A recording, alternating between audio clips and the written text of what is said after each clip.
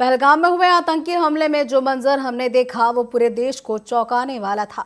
उस हादसे के दौरान छत्तीसगढ़ के बहुत से पर्यटक कश्मीर में फंसे हुए थे, जो आज सकुशल वापस घर लौटे हैं।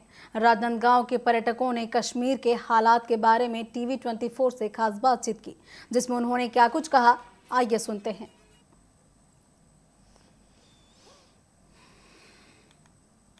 पहलगाम में हुए आतंकी हमले के बाद बहुत से छत्तीसगढ़ के भी पर्यटक वहां पर फंसे हुए थे, जो कश्मीर घूमने गए थे, पहलगाम घूमने गए थे। लेकिन उस हादसे के बाद जो मंजर देखा गया है कश्मीर का, वो एक बुरे सपने की तरह सबकी आंखों के सामने है।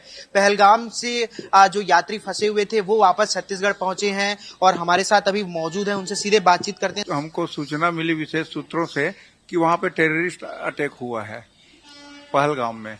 तो उस घटना को सुनने के बाद हम लोग वहां पहलगाम जाने का हिम्मत नहीं किए और हमारे ड्राइवर को बोल के हम लोग वहां से वापस फिर श्रीनगर की ओर आ गए।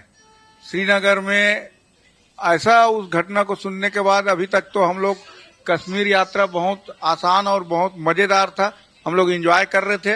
ये घटना जिस समय से घटी और हम लोग पहलगाम जाने के बजाय वापस आए, उस समय से दहशत ऐसा था कि पूरे कश्मीर में कर्फ्यू जैसा माहौल था और लॉकडाउन जैसे। हम लोग होटल में आके रुके तो होटल से बाहर निकले ही नहीं और ऐसा वहां पे दहशत जैसा पूरा परिवार जो है सदमे में थे हम लोग।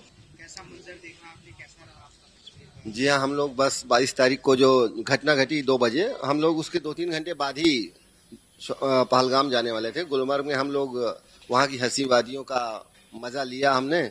उसके बाद जैसे ही हम फिर से वापस अपने उड़न खटोला में बैठने के लिए आए तो हमको पता चला कि ऐसी ऐसी कुछ घटना हुई है। पहले तो पता चला कि ग्रेनेड फेंक कर वहां पे हमला किया गया है।